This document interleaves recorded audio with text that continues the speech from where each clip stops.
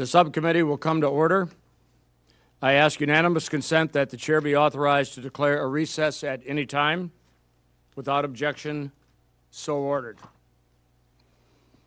I'd like to welcome everyone to today's hearing. I particularly want to thank all of our esteemed witnesses for accepting our invitation to discuss the plight of our military readiness. I think that we can all agree that the declining readiness trends are unacceptable. These trends have been years in the making and are causing aircraft to be cannibalized and ground vehicles to sit idle, as two examples.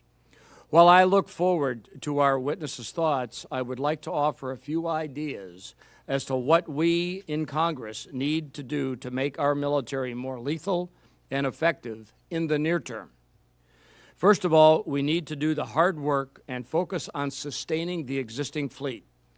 The sad fact is that we have allowed our military readiness to broadly decline because we are more focused on procuring that shiny object rather than holistically managing the day-to-day maintenance necessary to sustain our military. Secondly, the overall top line requested by the administration in the fiscal year 2027 budget request is unprecedented, but absolutely essential to address the plight of our military forces.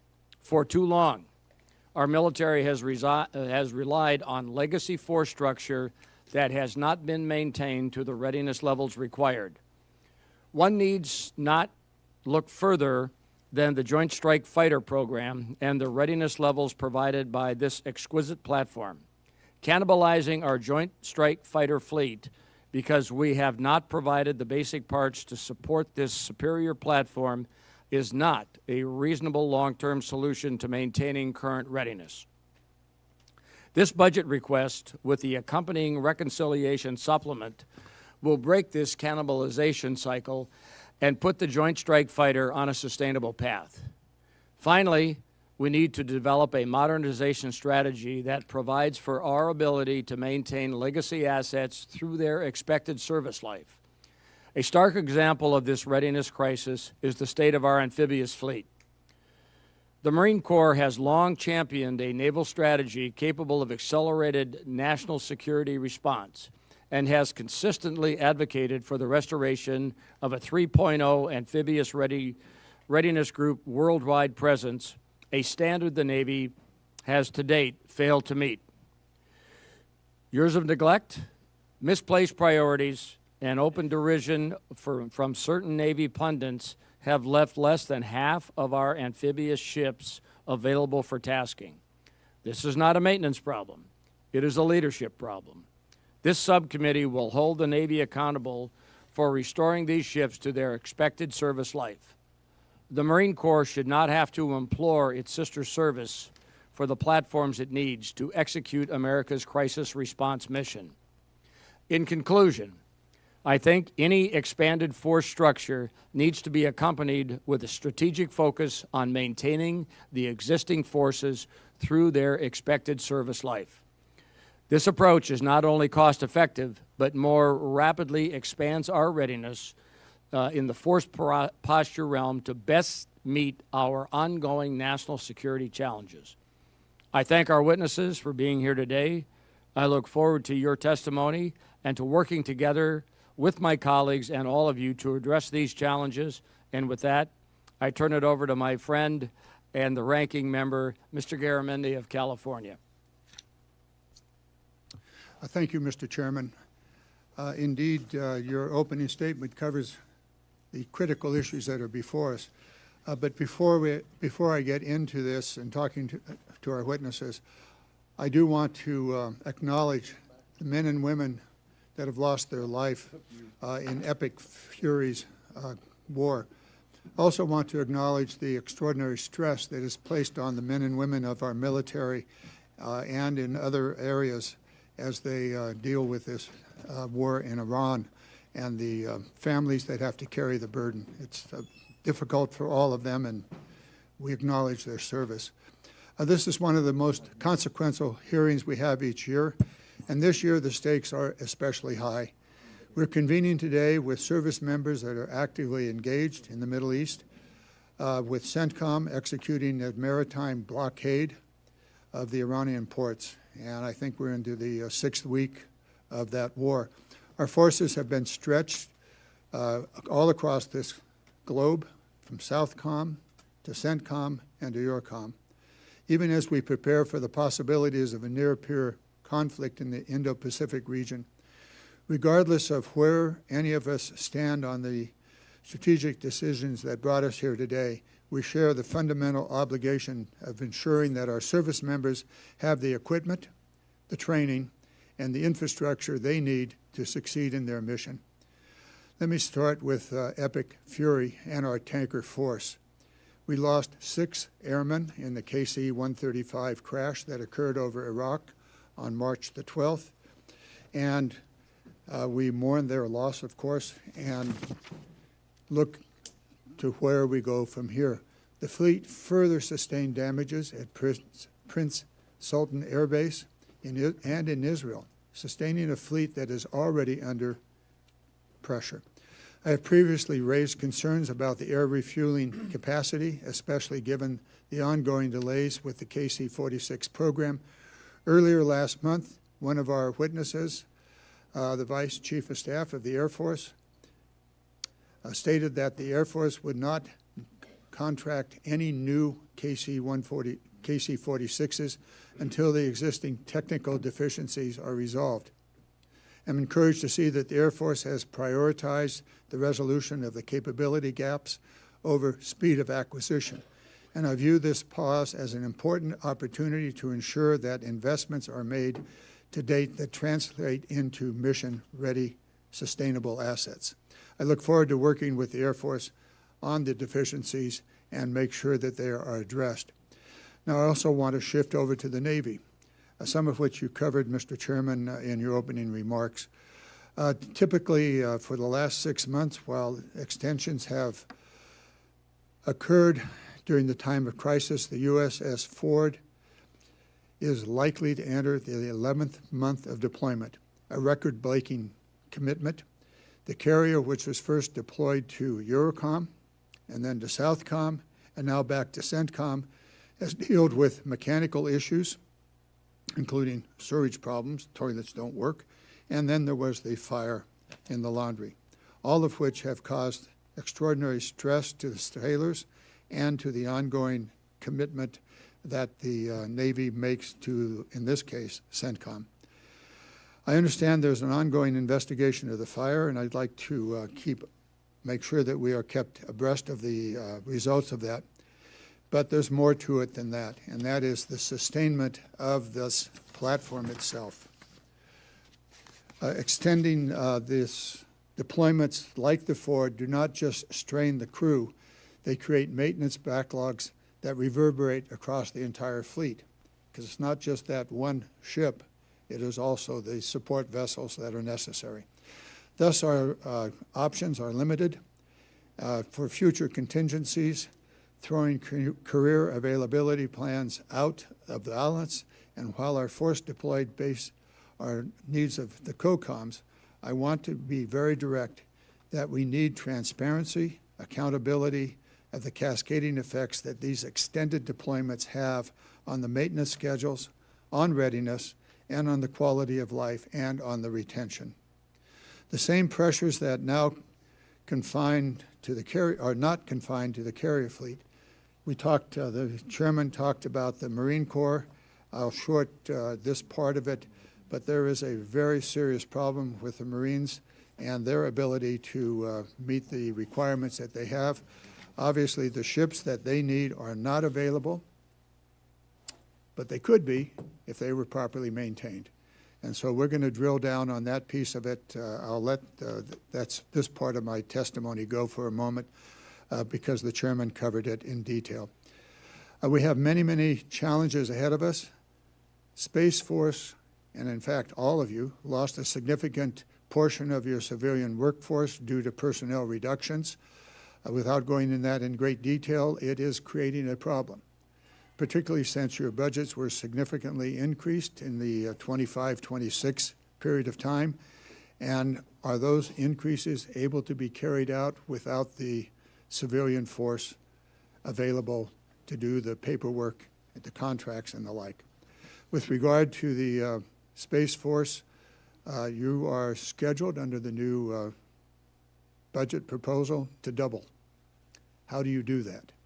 And what do you need to be able to carry that out? I value the conversations that we've had on this. And finally, I do want to pick up one of the more persistent and frustrating readiness problems facing all of you, and that is the lack of access to technical data that our maintainers need to repair the equipment that we own. This is not a new problem, but it's an urgent one, and it is the direct result of sustainment being treated as an afterthought during the acquisition process. We continue to talk about this here. We continue to drive this issue. Last year's NDAA made meaningful progress by requiring life cycle sustainment to be considered in the acquisition decisions.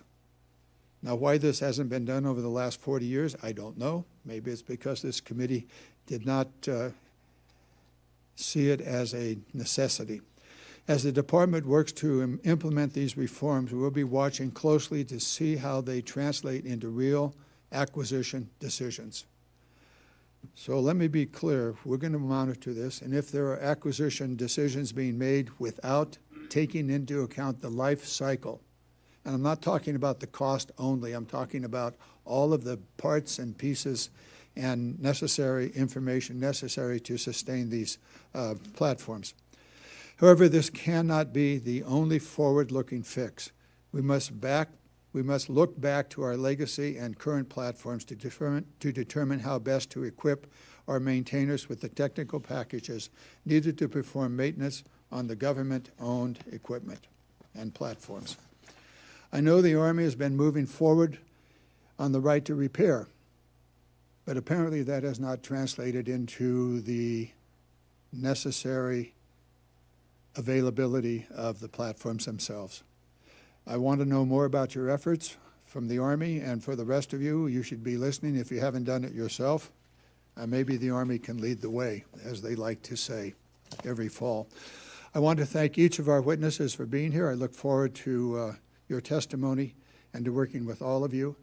Know that with the chairman and I and the members of the committee, we're going to press you very hard. We are very, very concerned about the availability of the platforms, all of them, whether they are a Abrams tank or an F-35. The problem persists across every platform, including almost every one of the military, the naval vessels, and the Air Force.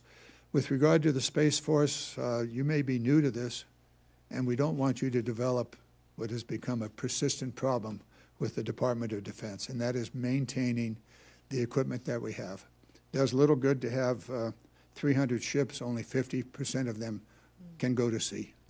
And that persists across every one of your departments. So with that, I yield back. I see the chairman is left for a few moments, and this backup team is here. I yield back. Thank you.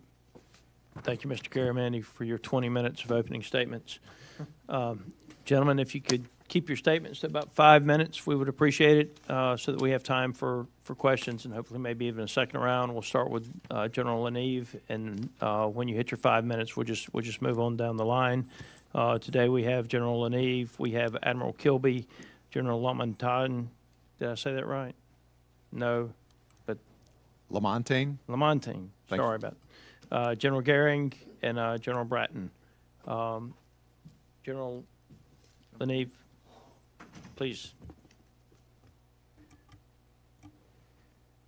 Representative Scott, Ranking Member Garamendi, thank you for the opportunity to appear before the subcommittee today. We're grateful for your engagement on issues that shapes the lives of our soldiers and their families. Every decision I make as the Vice Chief begins and ends with one question. Does this make our soldiers more lethal and ready to fight and win when called upon? Today, over 212,000 soldiers are deployed or forward postured across 160 countries, securing our interests in the Western Hemisphere, deterring aggression in the Indo-Pacific, and responding to threats worldwide. In the Middle East, our soldiers continue to defend U.S. forces and partners, sustain layered air defense and missile defense, maintain our long-range strike capabilities, and our sustainment forces are postured across the theater, moving fuel, munitions, and medical support, while command posts integrate joint fires and intelligence to respond to the evolving threats. Operations overseas are sustained by the command structure and ready forces we maintain at home. We consolidated Army North and South into Western Hemisphere Command to create a single unified headquarters responsible for homeland defense. And in the Indo-Pacific, the Army maintains 91,000 troops and committed $1.3 billion to the Pacific Deterrence Initiative. We're decisively modernizing our full spectrum of capabilities to counter any pacing threat. And commanding in Korea showed me that years of combined training and shared risk with regional partners creates relationships that cannot be forged in crisis. Those enduring bonds built through repetition and sustained presence underpin our posture in the region and reinforce our operations globally. We're building readiness for the future fight at our combat training centers, and having been the commander of the ops group at Joint Readiness Training Center, I know the value of our CTCs. It's where we train our soldiers to fight against any adversary in the mud, to solve complex problems, and to test our new kit. But we can't field our modern kit while sustaining aging systems that consume time and manpower. Divesting legacy platforms reduces the maintenance demand that falls hardest on our junior soldiers. This is why we restructured our acquisition process to close the distance between soldiers' feedback and program decisions from years down to months. And this is reflected in the capabilities we're accelerating. Next generation command and control fundamentally changes the speed of decision making, connecting sensors, shooters, and commanders, closing the gap between information and action at every echelon across any mission. We're progressing the XM-30 infantry fighting vehicle, unveiled the M1E3 prototype years ahead of schedule, and fielded the AMP-B to replace the M113, which entered service in 1960, 7 years before I was born. In Army Aviation, we're on track to deliver a prototype of the MB-75 by FY27, increasing the speed, range, and survivability required for future operations. But this next generation equipment we're fielding is only as good as the industrial base that produces and sustains it at scale. We continue to modernize our OIB through our 15-year plan. We're expanding industry partnerships through enhanced use leases and advanced manufacturing. But after 36 years, I've never seen a unit's readiness determined by industrial capacity alone. What I have seen repeatedly is how we treat our soldiers shapes whether we retain the experienced ones and whether the force we're building reflects the standards we claim to uphold. That standard includes $4 billion in infrastructure investments through 2026. We're working on improving nutrition. We're rolling out campus-style dining facilities across 5 installations and planning for an additional 6. And we're scaling our holistic health and fitness across the entire force, active, guard, and reserve. And these investments are having a measurable impact. It shows in our recruiting trends. Our numbers are up and continue to exceed last year's targets. Thank you for your continued support as we sustain the best Army the world has ever seen. That will not change, and this will defend. Thank you. Representative Scott, Ranking Member Garamendi, subcommittee members, thank you for the opportunity to testify on behalf of the readiness of the United States Navy. Your oversight and authorization of funding ensure the Navy is ready when the nation calls. That readiness was put to a test this past year in the Atlantic. The Navy played a key role in Operation Absolute Resolve. In the Pacific, our sailors operate every day, deterring China and building partnerships. In the Middle East, the Navy has supported the Joint Force in achieving objectives in Operations Rough Rider, Midnight Hammer, and now Epic Fury. And the Navy continues to maintain an unbroken strategic deterrent with our ballistic missile submarines. Around the globe, we are ready to defend the homeland, deter threats, and when called upon, to fight and win.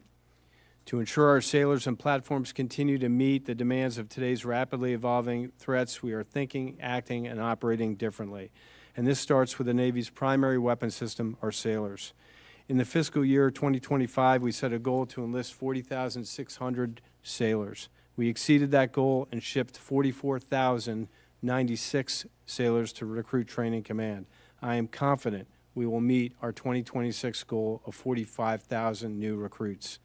To improve retention, we made personnel policy changes that led to thousands of sailors who were considering separation to continue their service. These efforts reduced gaps at sea from 23,000 in October 2025 to 18,000 last month, with a goal of 15,000 by October 1st of this year. We are focused on improving sailors' quality of service. Through a new initiative, we are providing permanent shore-based housing so that no sailor is required to live aboard a ship in port. As of last month, 5,700 sailors have transitioned from living afloat to residing ashore. Last year, we reduced our unmet need of childcare from 2,200 to 1,500 spaces. Our fitness facilities are now open 24/7, and we are expanding meal selections and healthy options in our galleys. We are improving platform readiness by investing in the shipyard infrastructure optimization program and developing our civilian workforce. We are leveraging advanced technologies such as conditions-based maintenance and additive manufacturing. The Navy continues to drive to our goal of 80% combat surge ready with urgency and accountability. However, I remain concerned with the material condition of our amphibious ships. The Navy is committed to improving here, and I'm working closely on this through the Amphibious Force Readiness Board, which I co-chair with General Gehring. To meet the high demand for forward operations, the Navy is changing how we build, equip, and sustain our fleet. The Golden Fleet Initiative is our plan to deliver the best and most capable platforms, to revitalize our maritime industrial base, and to change how we acquire ships. One example of that change is the establishment of Navy Portfolio Acquisition Executives. This new structure aligns accountability, accelerates delivery of capabilities, and prioritizes the readiness and innovation of our platforms. Your continued support of our Navy is vital to our readiness. In particular, expanded flexible multi-year procurement, guaranteed purchase commitments, and predictable funding streams enable us to achieve speed and scale. These legislative authorities allow our maritime industrial partners to expand production capacity, modernize facilities, and strengthen supply chains. In closing, your leadership and partnership are critical to the Navy's continued success and improvement. On behalf of our sailors and civilians and families around the world, I thank you. I look forward to your questions. Congressman Scott, Ranking Member Garamendi, distinguished members of the subcommittee, thank you for the opportunity to appear before you today. I'm honored to represent the Marine Corps and discuss our current warfighter readiness. The Marine Corps provides unique value to the nation and joint force. We are both the nation's global crisis response force and a persistent integrated stand-in force in the Indo-Pacific. This combination is at the heart of our force design and ensures that we are prepared to meet the challenges outlined in the National Defense Strategy. Our traditional role as a crisis response force is embodied by the Amphibious Ready Group and Marine Expeditionary Unit, most often referred to as the ARG-MU. This sea-based capability provides our nation with decision space and options, changes the behavior of bad actors, and delivers swift and decisive action when required. Our Commandant has set the North Star of providing combatant commanders with a global 3.0 ARG-MU presence. This equates to continuous ARG-MU deployments from both the East and West Coasts and an episodically deployed ARG-MU from our forward deployed naval forces in Japan. Building on this, our force design has created stand-in forces that are purpose-built to operate persistently within contested maritime spaces. These forward deployed forces provide a continuous presence, enable the joint force, and contribute to deterrence with allies and partners. We are not without challenges, but we're getting after them. In partnership with the Navy, we are working to improve the availability of our amphibious warfare ships towards a goal of achieving a 3.0 ARG-MU presence. We're also working to field organic littoral connectors. Thanks to your support and oversight, we've made significant progress in this area with the procurement of the Medium Landing Ship, or LSM. And we need to continue to move forward with a sense of urgency in both areas: amphibious warfare ship availability and littoral mobility. Despite these challenges, your Marines remain ready. Once again, the Marine Corps has made its recruiting mission in FY25, and we are ahead of mission for FY26. It's a testament to the quality of the Marines that we select to find the next generation and the critical resources this committee helps provide. This success in recruiting is the essential first step. Our institutional commitment to standards-based training and achieving brilliance in the basics is what forges our warfighting edge, and this relentless focus on fundamental excellence is precisely what enables us to remain the world's premier fighting force. We also recognize that taking care of our Marines and their families is a warfighting necessity that directly impacts readiness and retention. Our Barracks 2030 initiative is making tangible progress, thanks in large part to the continued support from this committee. In the last fiscal year, we completed 4 new barracks, began construction on 8 others, awarded renovations for an additional 27, and outfitted 159 barracks with new furnishings. We're also tackling child care challenges head-on. We have implemented key recruiting and retention incentives for our direct care employees. These incentives include a 100% child care discount, increased salaries, and a priority placement transfer program that allows military spouses to seamlessly move between installation child development centers when their service member executes permanent change of station orders. Finally, I'm proud to report that for a 3rd consecutive year, your Marine Corps has earned a clean audit opinion. This is a direct reflection of our commitment to fiscal stewardship and demonstrates our accountability for every taxpayer dollar. In conclusion, the Marine Corps appreciates the continued congressional oversight and support for the Commandant's priorities, which remain essential for building enduring readiness across the total force. Thank you for the opportunity to speak with you today, and I look forward to answering your questions. Chairman Bergman, Ranking Member Garamendi, and distinguished members of the subcommittee, thank you for the opportunity to talk about the readiness of your United States Air Force.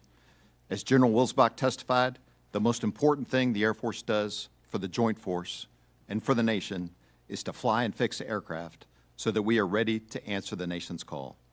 The Air Force's lethality depends on the professionalism of our airmen, the capability of our equipment, and the skill at which we bring them together. Airmen are our most precious resource. The active duty, Air National Guard, Reserve, and civilian workforce are why the United States Air Force is effective at a moment's notice. We are investing in them to keep the Air Force the most capable and lethal Air Force in the world. We updated our fitness policy to push our airmen to new levels and ensure they are ready to stand shoulder to shoulder with our joint partners on the toughest battlefields. Additionally, the Air Force is on track to train 1,500 pilots per year to expand our capacity to support operations worldwide. We strive to make the Air Force an unmatched place to serve. We are increasing our airmen's quality of life by updating dormitories and child development care centers. We are repeatedly meeting our recruitment goals, bringing in talented men and women from across the country. Moreover, we are seeing strong retention numbers across the force, indicating that we are living up to our commitments. The second aspect of readiness for the Air Force is having the right equipment in good working order. Our outstanding airmen need the right logistical support to do their job. To that end, the Air Force is leveraging the Weapons System Sustainment Account to increase aircraft availability, which allows our aviators to get the reps and sets that they need. While we are working to be more ready today than yesterday, we are modernizing to be even better tomorrow.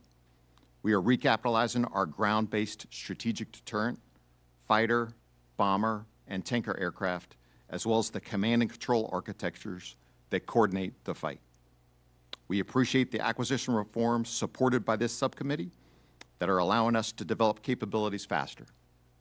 The B-21, F-47, and collaborative combat aircraft will present our adversaries with dilemmas they cannot solve. The lethality of your Air Force is the highest when we exercise our well-trained airmen with capable equipment. The Air Force takes this aspect of our job very seriously. At the tactical level, our airmen are practicing agile combat employment and practicing to fight in exercises like Bamboo Eagle. Last summer, the Department of the Air Force employed more than 400 aircraft and 15,000 personnel across 50 locations in the Pacific to improve our ability to fight. As demonstrated over the past several months, our airmen are ready to respond to the nation's needs. Operations Midnight Hammer, Absolute Resolve, and Epic Fury demonstrate that in coordination with our joint partners, Your Air Force is the most capable and lethal Air Force on the planet. We will focus on taking care of airmen, sustaining the fleet, and developing capabilities for the future. Your Air Force will fix and fly aircraft to deter potential adversaries and win our nation's wars. I look forward to answering your questions and partnering with you to improve your Air Force. Chairman Bergman, Ranking Member Garamendi, distinguished members of the subcommittee, thank you for the opportunity to talk to you today about the United States Space Force. Recent events around the world clearly demonstrate the importance of the Space Force as part of the Joint Force. With Guardians both in garrison and deployed in harm's way, our need to generate readiness remains critical. The chairman recently noted our Guardians prepare for the fight before a single shot is fired or a plane takes off. That is how readiness is built, in the barracks, on the training fields, and on the bases at home and across the globe. In the past year, we've closed on many items to meet these readiness goals. We put on orbit 2 Global Positioning System spacecraft to enhance our navigation and timing, 2 Geosynchronous Space Situational Awareness Program spacecraft to increase our domain awareness, and 42 Data Transport Layer spacecraft to build the backbone of our missile warning capability. Along with our commercial partners, we've executed over 170 launches in the last year. The launch enterprise counts 3 new entrants as significant progress. And your Space Force has authorized the early use of a new radar, has upgraded optical surveillance systems to track adversary activity on orbit. We have operationally accepted additional systems in domain awareness and electromagnetic warfare and missile warning that enhance our capabilities in those mission areas. We stood up our officer training course to baseline all of our officers in space, cyber, intelligence, and acquisitions. We built a program to provide initial qualification training specifically for our acquisition workforce. We activated 3 mission deltas, 8 system deltas, 2 service components, and we have already met our fiscal year 2026 recruiting goals. We anticipate continued robust growth across all these areas as Congress considers our $71 billion request that is included in the President's budget. As Secretary Mink recently noted, the President's budget enables the Space Force to address both readiness and future growth challenges, positioning us for success in the years ahead. Our priority is clear. We must protect the Joint Force from space-enabled attack. To do this, Space Force Guardians have participated in a variety of readiness-producing activities designed to ensure space superiority. Exercises like Flashpoint, Resolute Space 25, and Space Flag have been particularly helpful in generating readiness. As my colleagues here know and Joint Doctrine will attest, training is an essential component of readiness, and the Space Force is organizing to ensure we train our forces for combat. We're doing this by using the Space Force's Force Generation Model, or SPA4Gen, to deliberately carve out time for advanced training so that our Guardians are always ready. Rapidly evolving threats and our responsibilities to the Joint Force mean that the Space Force must aggressively increase its end strength and infrastructure. Achieving these goals will require increased focus on accessions, as well as building out training infrastructure and key enablers needed to develop Guardians of the future. We will need to double in size in the coming years to meet the identified operational needs, and the 27 budget currently before Congress will enable the Space Force to grow by 2,800 personnel. The Space Force continues to provide tremendous value to both the Joint Force and the nation. General Saltzman said recently, on nearly every mission around the globe, the Space Force delivered on our promises to the Joint Force, providing unmatched combat capability from space to ensure combatant commanders can project power and meet our national military objectives. With your continued support, that value will grow as we work to build the service to meet rapidly expanding requirements. Thank you. Okay, thank you all for your articulate and thoughtful and timely testimony. We're going to use the 5-minute clock here to maximize everybody's time. So thank you to my members for staying within that 5 minutes. So I'll start. Amphibious ships, General Goering. The Marine Corps has advocated for a 3.0 amphibious readiness group worldwide presence, in your best professional military judgment, do you think the existing amphibious fleet is sufficient to meet this 3.0 goal? And if it is not, can you provide us with the number of ships that we should pursue to realize this goal? Chairman, thank you for the question. Recently, the Secretary of the Navy has directed that we establish the Amphibious Force Readiness Board that I co-chair with Admiral Kilby. And one of the objectives of that board is to determine ultimately what would be the right number of amphibious ships. And it's really a three different phased approach. One is selective service life extension. The other is optimizing our maintenance and how we force generate. And the third is procuring new ships. I think the VCNO and I are in agreement that that number is north of 31. This board owes more detailed analysis to the Secretary of the Navy. Initial indicators that is probably somewhere in the vicinity of 40, but there's more work to be done there. So thank you for the question, Chairman. Yeah, thank you. I look forward to hearing when the meeting is going to be, when the board meets, and some, due out results quickly. Admiral Kilby, I particularly support the Navy's goal to obtain an 80% surge-ready force posture. What steps is Navy taking to arrest the continued amphibious force structure decline and deliver on the CNO's goal to make the amphibious forces 80% surge ready? Chairman, thanks for that question. Another effort that I work with the ACMAC is maintenance of these ships. So I'm going to give you some specific examples, but last year when I came to testify before you, we were at 42% combat surge ready. Today we're at 45% combat surge ready. A month ago we were at 54% combat surge ready. That number changes because ships enter maintenance and leave maintenance. So that number is a number that we predict, and when we achieve the number we thought we were going to achieve, great. If we don't achieve the number we thought we were going to achieve, it's because there's been a problem with maintenance. So some of the areas we're working on and have it executed already is a flag level review of any availability that has over 10% of growth in it. We have found once you exceed 10% growth in availability, the availability explodes. So that's thing one. There has to be a governor there, and that's provided by flag oversight. The second thing is a second port engineer for every amphibious big deck LHA and LHD that we have. That's to screen the work properly, make sure we order the material, make sure we have the job scope properly. So we're trying to match capacity to a very challenging ship in the case of our LHDs. Another area is to align specific and hard-to-find workforce and industry, and I'm talking about boilers on our LHDs, I'm talking about our cranes on our amphibious ships, and I'm talking about the diesels on our amphibious ships. So the Navy is pursuing single-source contracts where we can provide those workers to those availabilities when needed and not count on the private availability, whether it be any of our contractors to obtain those. So we're trying to lock down variants and make sure we achieve the end state in that avail. Another thing is improved material forecasting and ordering all that long lead material on time. And that means we have to definitize the availability well before it starts.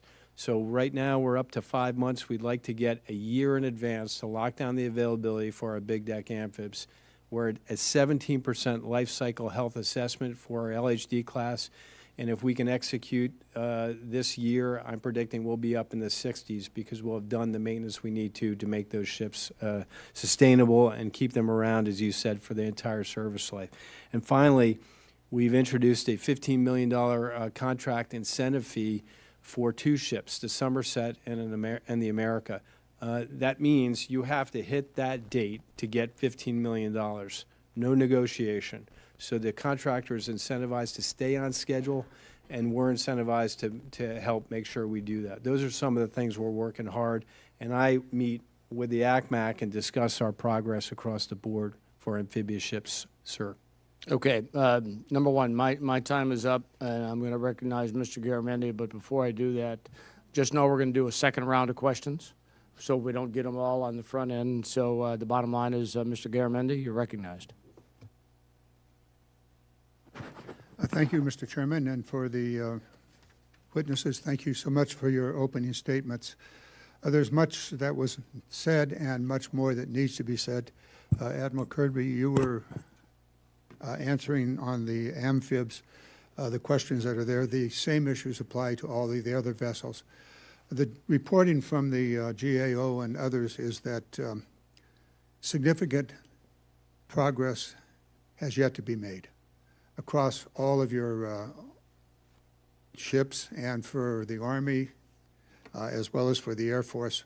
And I suppose we'll see the same thing eventually for the Space Force, that you are not able to maintain what you have. For the Army, you've fallen behind. The numbers tend to continue to decline for your major platforms. The Navy, you just answered part of the questions. There's obviously more. The Marine Corps, you've got some problems with your airframe, and obviously for the Air Force similarly. So what I want to do is to get down to the nuts and bolts of this. You're going to have to improve the maintenance of all of your platforms. Otherwise, we're going to continue to buy more and get less availability unless we improve the maintenance. In order to do that, you have relied in the past upon the developers of the platform. What I want to go to each of you is the right to maintain, the right for the information. Do you, and answer a question for each one of you, is it important for you to have the right to repair? And are you attempting to get that in your contracts? So let's start right on down the line, each one of you, the right to repair. Yes, sir. Thanks for the question. Absolutely. You hit on both of the key points of this in your opening, sir. So, right to repair and the technical data. So the technical data, we believe strongly we have to do this early on in the contracting processes, and you've given us the ability to do that, and we're moving out with that process. But it's also in our industrial base to get the advanced manufacturing up and running so our soldiers can repair the gear that our supply chains just cannot keep up with so we can maintain our legacy system. Yes on both, sir. Thank you, General. Admiral? Yes, sir. Support the right to repair, support the ability to make parts in the Navy and not count on industry to do that. That can be through additive manufacturing, a number of things. Support the contract mechanisms to allow us to do that. Support additional training capability for the ability to repair for our sailors. Absolutely. Thank you. Ranking Member, thanks for the question. Absolutely, going forward through the contracting process, I believe intellectual property needs to be part of that contract to get after it. And what I'm most interested in also is now looking back to previous systems we've bought to see what it would take for us to get some of the capability to repair these components. I believe the department's leading this effort, but there's numerous examples in the Marine Corps where this would make us better and increase our readiness forward. So thank you. Very good. Air Force. Ranking Member, critical issue, very important to us. I'd say the status of today is insufficient, right? We need data that gets down to the component and subcomponent systems so that our airmen can effect repairs. A lot of times today, our airmen are having to make the same repair 3 times. For instance, if there's a repair on an aircraft power unit and they have to go to another airplane, the part's not on the shelf, so they have to get that part off another airplane. Say it's a 2-hour job, 2 hours to get it off that airplane, 2 hours to put it in the second airplane, and when the part shows up, 2 hours to put it in the third airplane. A critical issue. We very much appreciate this subcommittee's help. Space Force. Hey, sir, I'll add on. I started my career as a young enlisted maintainer, so near and dear to my heart in some ways. Absolutely support with my colleagues here. Applies a little different from the Space Force as we think about systems in space, but our ground systems, absolutely, we have the same issue that the other services field, so supportive of both, sir. I'm going to let it go at that. This issue has been before this subcommittee, it seems forever. We've not been able to push through to the industrial base. The reality that we're going to not give up here. Insofar as policy is concerned, we're going to continue to push so that you have the right to repair and the opportunity for the, and therefore the opportunity to better maintain your platforms. With that, I yield back, Mr. Chairman. Thank you. Mr. Scott, you're recognized. Thank you, Mr. Chairman. And General Nave, I don't envy the position you're in. We had a brief time to talk over the last week or so, but As you know, General George, extremely well respected, well liked by many of us. He and his wife Patty, 38 years of service to the country, specifically the United States Army. I've read all of the news reports about why he was dismissed, but I would like to hear from you. Why was General George dismissed? Sure, that's a question for Secretary Hegseth. Okay. I mean, I've been the vice for a couple months now. Okay. We honored the service of General Okay. George and his wife Well, and the generals that were dismissed. Well, thank you for that. I would like for Secretary Hegseth to answer the reason of why they were dismissed. And I think that the way General George and his wife Patty were treated will have a chilling effect on the way our services operate in the future. Prior to this, the Secretary of Defense removed 4 Army officers from the 07 list before their nomination left the DOD. Is that correct? Sure, I think the list is still moving forward. I mean, our process, the process has been followed through. The Army provided the list to the Secretary's War's office, and it has gone forward. Whether those officers have been split from the list, higher, I'm not sure at this time. There's civilian oversight of the processor, as you know. There's multiple checks as it goes. And that, as it goes from the White House to the Senate, there's opportunities for multiple reasons for Let me for respectfully, officers because to be I'm pulled off. on a time clock here, but my understanding is that somewhere around 3% of colonels are selected to move forward to become general officers. Is that number at least approximately accurate? Yes, sir. Approximately accurate. So of all of the colonels out there, they're selected by their peers and by their board. It's narrowed down to about 3% of the colonels that actually move forward to become a general officer. Yes, sir. And the reporting is that Secretary Hegseth individually pulled 4 names from that list. I'm less worried about the race and the gender than if he did or he didn't do it. Did he pull 4 names from the list, as has been reported? Sir, you'd have to ask Secretary Hegseth that.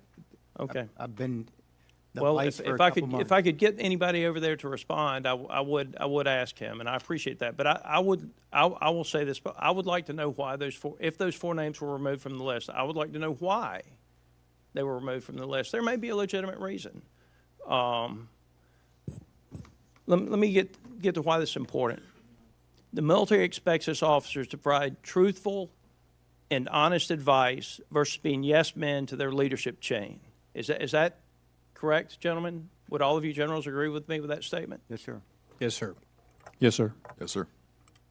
If our top general officers are removed without justification from their positions for providing honest, objective advice, which is something that I always knew General George to give, then I fear that it's going to have a trickle-down effect that's going to be devastating to the other officers, and especially how their spouses feel about continuing to spend their lives in service. This is a team sport. The officer and the spouse are in this together. And I think that General George and his wife Patty, I think they were very unfairly treated.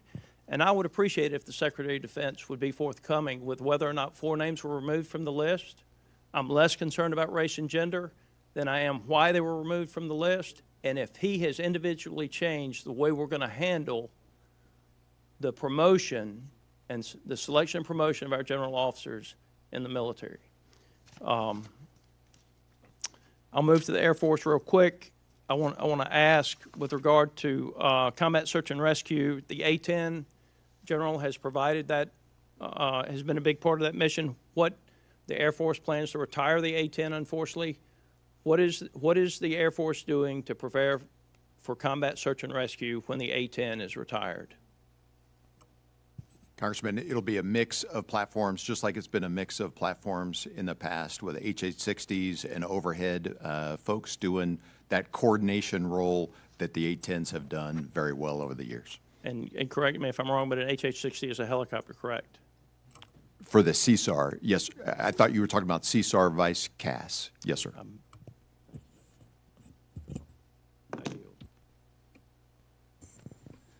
Ms. Strickland, you're recognized. Thank you, Chairman Bergman, Ranking Member Garamendi, and thank you to all of our witnesses for your testimony today and your continued service. This hearing comes at a critical moment. U.S. forces are not just preparing for conflict, they are actively engaged while continuing to meet global commitments across multiple theaters. The core question I have today is not whether the joint force can fight tonight, it is whether we can sustain operations, absorb losses, and regenerate combat power fast enough to remain ready for a large-scale conflict. So I'm going to start with General Leneve. I want to discuss force allocation, health, and long-term readiness. General Leneve, the Army is deploying high-demand systems like air defense systems across multiple theaters. Are these the same systems we would rely on in a large-scale conflict? Yes, ma'am. All right, and what risks does that create for our ability to respond to a second contingency? Ma'am, my role as the vice is to man, train, equip, and certify and to build the force that COCOM commanders will utilize. We're supporting Admiral Cooper and team. If we have to surge to another location, then we'll have to look at how we balance that to be able to provide the resources necessary. I appreciate the question. All right, this is about force health and long-term readiness now. General Leneve, are sustained operational demands impacting retention, family stability, or overall force health in ways that could degrade readiness over time? Yeah, ma'am, again, thank you for the question. We are not seeing a degradation in retention, right now. We will let you know if we see that over time. It's something that we look at. We continue to assess where the force is, but right now, retention and recruiting is up. All right, thank you. Now I'm going to go to General Lamontagne to shift to aircraft capacity and the Air Force's role in sustaining operations. General, last year the Air Force testified it was operating the oldest and smallest fleet in history with elevated readiness risk. Since then, we've seen confirmed aircraft losses and additional battle damage. At an unclassified level, what concerns do you have that the Air Force has regarding its ability to maintain aircraft capacity and maintenance depth to sustain current operations while possibly preparing for a large-scale conflict? Congresswoman Strickland, thank you very much for the question. Key issue for our United States Air Force, as you outlined and as we've testified previously. And so we are redoubling our efforts to invest in our ability to maintain the airplanes. Historically, we've invested in our weapon system sustainment, which is largely spare parts engineering and a lot of other things that supports that, to about an 85% level. Last year, it was an 86% level, so some improvement, but not enough. This year's budget in 27 takes us to 93%, an additional $3.2 billion to help us sustain those airplanes over time. Very important issue for your United States Air Force. Great, thank you. And in closing, I want to just remind us that we're experiencing aircraft losses and damage, expanding munitions at high rates, operating within an industrial base that is constrained and placing sustained demand on the force itself. So really the question we should ask ourselves, are we maintaining readiness for a large-scale peer conflict, or are we consuming the force faster than we can regenerate it? And to my colleague, Congressman Austin's question about what happened with General George, General George was in charge of First Corps at Joint Base Lewis McChord when I was mayor of Tacoma. He and his wife have dedicated their lives to serving our country. And just to be clear, once the Secretary of Army clears an individual for promotion to general, the Secretary of Defense should not be removing them because their records have been highly vetted, highly scrutinized, and these people are qualified for the jobs. And we look forward to hearing an explanation from Secretary Hegseth when he meets with the full House Armed Services Committee on April 29th. I yield back. Thank you. Mr. Jimenez, you're recognized. Thank you. I'm going to go with a little different line of questioning. And for Admiral Kilby, what is the size of our fleet today? 292 ships, sir. How many of those are combat ready? It depends on the class. If it's surface ships, 63% are combat surge ready. If it's submarines, 65% combat surge ready. And if it's amphibious ships, 45% combat surge ready. is every ship, you have 292 ships. Are all those fully billeted? They are not all fully billeted. We have, as I said in my opening statement, 18,000 gaps at sea. So those gaps are spread across all those ships. But are there ships that are not combat ready that have crews for those ships? Yes, sir. How many of those do we have? I have to get back to you exactly on how many ships are in the depot right now. All right. General Lamontagne, I'm sorry, I mispronounced. How many planes do you have in the Air Force? So I don't have the exact total with me here today. I have a detailed breakdown, can go plane by plane, but I'll come back to you with that, with the total. Okay, what percentage of those planes are combat ready? Sir, so I'll break it up into two pieces, and happy to come back to you at a higher level of classification. The actual rates exceed the classification of this hearing, sir, but want to come back to you and your team and can discuss them immediately following this meeting, but not in a public forum. Are there pilots for all your planes? Sir, we're a couple thousand pilots short. Most of those are on the staff. The prioritization has gone to the flying units, but we are not 100% across our United States Air Force. So you got planes that don't have pilots? Is that what you're saying? Sir, I'm not saying that. The line units are manned close to 100%. The staff, a lot less so. Yeah, I don't know if you guys know, but in my previous life, I was a fire chief of the city of Miami, and I had a certain number of firefighters. And I would have been fired if I would have had firefighters sitting in my fire station without a vehicle to jump on to fight fires and do other stuff that we had to do. And so I'm really concerned about the fact that we have sailors and maybe pilots and stuff that don't, if we had to, there's not a combat vehicle, either a ship or a plane or a tank, that they may not get into, because the expense, a big part of the expense of the armed services, or any service actually, is the personnel. And so the state of readiness is concerning to me. And the state of readiness and the fact that we have people who are paying for, that we may not have the right equipment for them to be utilized when we need them.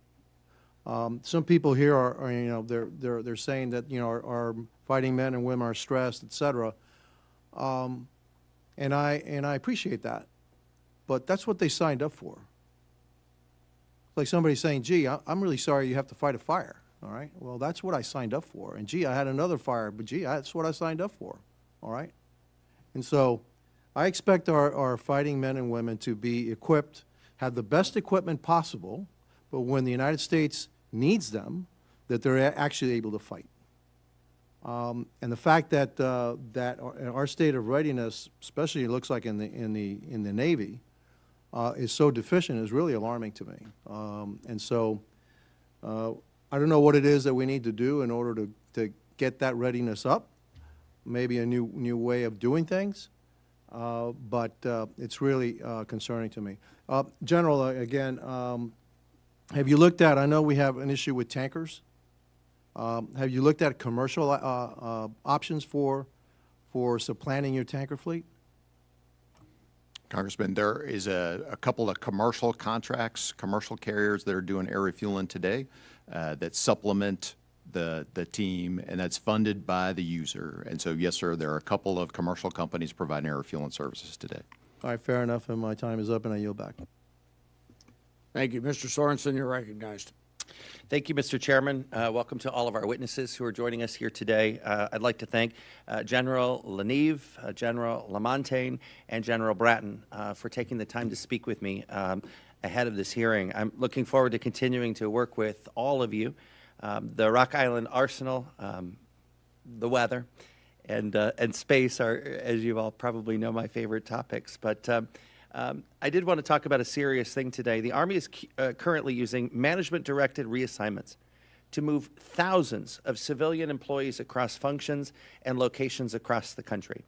Many of these employees are my neighbors who work at the Rock Island Arsenal. Many are veterans who have worked at Rock Island for 15, 20, and 30 years. A lot of them have been working at Joint Munitions Command, the exact folks that we need who know how to scale up munitions production in desperate times, and it seems appropriate for the time that we are in now. General Laniv, I'm thankful that before our committee meeting here today, you mentioned an upcoming visit to the Rock Island Arsenal, and I hope to stand beside you when you are there. Could you help me understand a little bit about why the Army is executing a command matching program, how you identify positions affected, and the timeline for completion, especially with such an active theater in Iran? Yeah, sure. Thanks for the question. And I do look forward to going back to Rock Island and going with you. Sir, what we're trying to do is match holes across our workforce with the talent that needs to be maintained across all of our sites, whether it's in the industrial base or it's in our headquarters, to try to match where the holes are. We got about 5,000 to 6,000 across the workforce that we're working on doing this. We're trying to look as hard as we can at matching skills and attributes and experience to fill these holes. I know it is I mean, we're dealing with people and their lives, and we're trying to do it with the biggest care that we possibly can in order to sustain the workforce for the long term. And, you know, as we scale, you know, we hope to scale, we want to have the most optimized workforce there to be able to do it. But it's not just done in a vacuum, sir. You know, we're looking at you know, the skills and attributes that we're trying to plug, and we're trying to do it with much care. There's been some reports out there that people are being told to move without any compensation. It's not true. Anything over 50 miles are being, there's a compensation package associated with it. So we're trying to think through this, and we're trying to get it accomplished, you know, in a relatively quick manner. And I appreciate that diligence. But in the past 10 days, I have met with many folks who, many of them have done their service in the military, but then they put roots down in the community for decades. And some of them come to me and they say, Eric, I have done what was right here. I have a perfect record. There is no one anywhere that does the work that I'm doing. So why am I surplused? And now they're given 5 days to decide to uproot families or they'll be terminated. Well, I'll tell you, most people spend more than 5 days to figure out which used car to buy or which dishwasher to get. So how on earth do we think that this helps us meet a mission? Cutting people at Joint Munitions Command? When we're going through munitions like water, it feels so short-sighted, but it's not just me saying it. The folks at Rock Island Arsenal, they feel like they've been sucker punched. So why are they given 5 days to make the decision? Yes, sir. There was a longer time that we've been working through the process. So it wasn't just a dropped on at the last moment. You know, you have 5 days to make this decision. They've known that they've been going through the process for a while now across all of our commands. Now, there is a window for them to make a decision. Do they want to move or not? So we can plug the holes and move Is this forward. something that we can fix to take care of them? I mean, and not to cut you off, but when Secretary Driscoll came to Rock Island Arsenal, we ended the visit with a handshake and a smile, and he said, let me know what you need. And I need certainty, but across the entire workforce, whether that's Picatinny, Detroit, or Rock Island, we deserve answers. And most importantly, it's the support. There are 6 members of Congress looking over the nation's largest arsenal at Rock Island. You know, I have a copy of the declaration that proposed the arsenal to be put at Rock Island, and it is signed by Abraham Lincoln in my office. And it is so important that we take care of the people there. This should not be a difficult task to support them properly, honorably, and effectively for the benefit of readiness and our country. And Mr. Chairman, I yield back. Mr. Harrigan, you're recognized. Thank you, Mr. Chairman. Gentlemen, it's great to see you. Thank you for your testimony to this subcommittee today. I'm going to piggyback a little bit on what the ranking member talked about. I had some different remarks here prepared, but I think the ranking member went down a great line of questioning.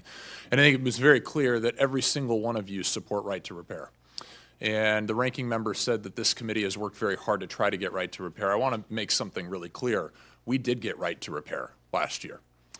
Myself, a former Green Beret, Tim Sheehy over in the Senate, a former Navy SEAL, Elizabeth Warren and Maggie Goodlander. You probably couldn't find 4 different members of Congress that disagree more on various parts of policy, but we all agree on this. And we actually brought this across the finish line in last year's NDAA, both in the House Armed Services Committee and in the Senate Armed Services Committee. And magically, through a very opaque process called a conference, a bunch of unelected bureaucrats kicked it out of last year's NDAA, and we didn't get it done. So I want everybody to understand that every single service wants this. This committee wants to give it to you. But for some reason, there is some force that is out there that is preventing that from happening. That's a shot across the bow. I'm going to start getting very agitated about this year, but we have to deliver right to repair to the services. We absolutely have to have it, particularly when we are looking at protracted conflict in a very far away place. General Goering, part of your testimony is that the Marine Corps at its core remains a naval expeditionary force. And as we contemplate a potential conflict with China in a far-off contested environment, where access to contractors may be limited and rapid organic maintenance is critical to mission success, can you tell me how consequential not having right to repair will be to your service? Congressman, thanks for the question. I mean, our ability to sustain ourselves in a contested environment will literally drive the pace at which we can operate. That will be the limiting factor. So the ability to maintain and fix our equipment at the leading edge, I think, is essential because that will really drive op tempo. Thank you. And I know that the answer is the exact same from each and every one of our services. And so this is something that we owe to you this year. And I will endeavor to get it done. I want to switch gears over to General Laniv. I think one of the greatest parts of Army Transformation Initiative and a lot of the work that's been ongoing is the concept of Army Advanced Manufacturing that we were able to get across the finish line last year.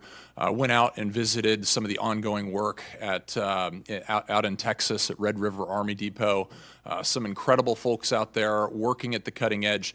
Can you explain how Army Advanced Manufacturing is moving forward the mission of the United States Army as it continues to transform?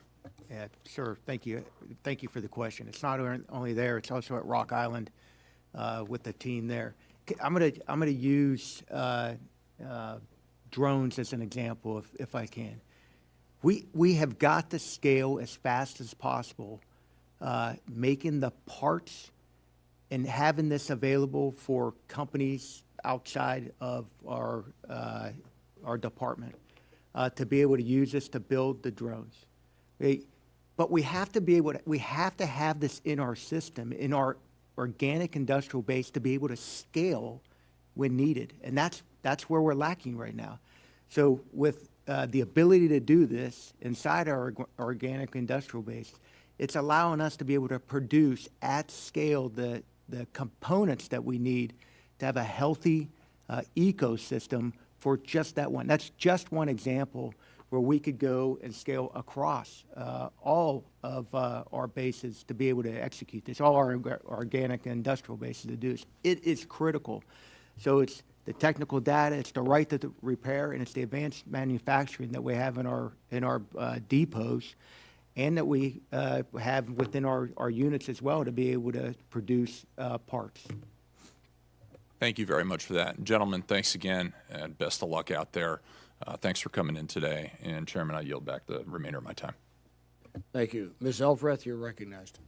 Thank you, Mr. Chair. Gentlemen, thank you for being here today. I also want to align myself with Congressman Scott's comments about General George. I've only been on committee 15 months, but he was incredibly forthright and solutions-oriented with this committee. And I think the committee, Congress, and the American people deserve an explanation as to how he was treated.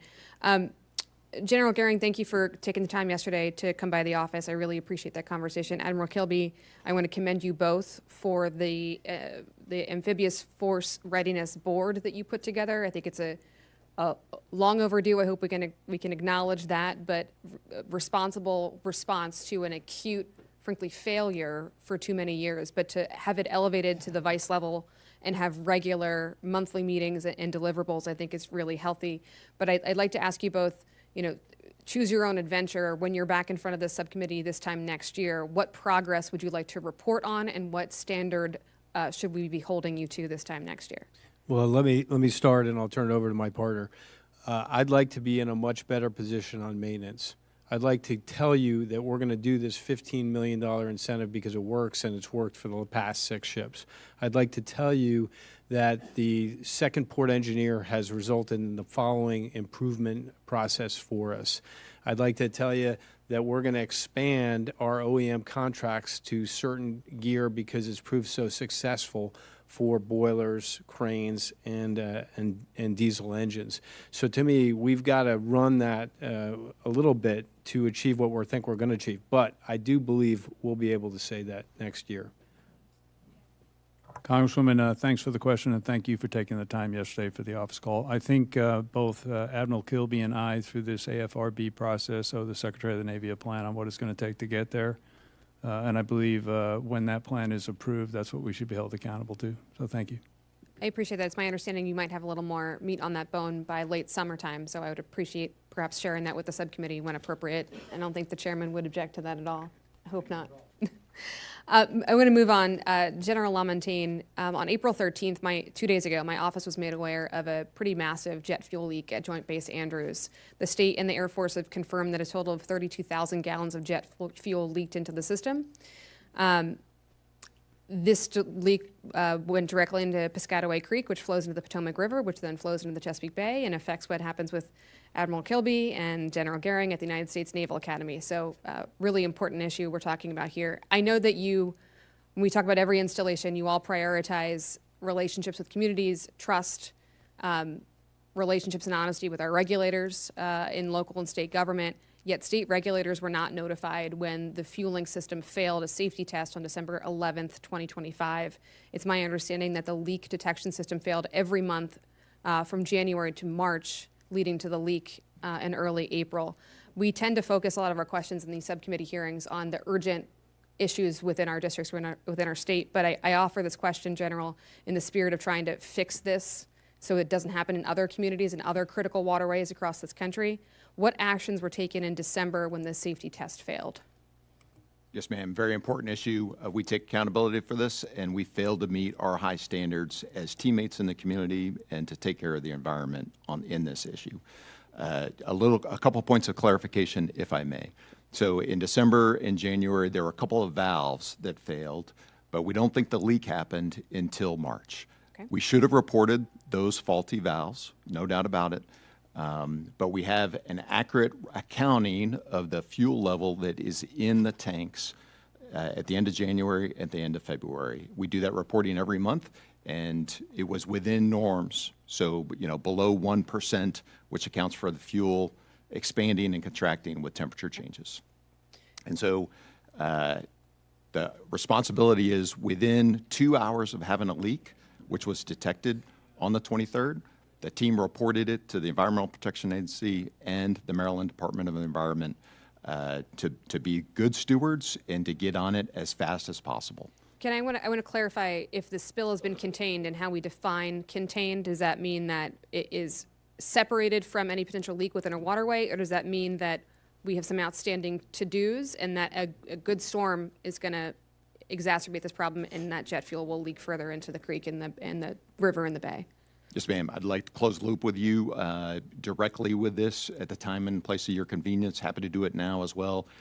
We found the leak, the area, generally speaking. It's on the west ramp, and a lot of works have been made to mitigate it, to include, soaking up about 17,000 gallons of water and oil-contaminated areas, damming up the creek to prevent it from going any further, as well as putting absorbent material down to prevent any further spread. I appreciate that, and thank you for your office following up. Thank you, Mr. Chair. I yield back. Mr. Schmidt, you're recognized for 5 minutes.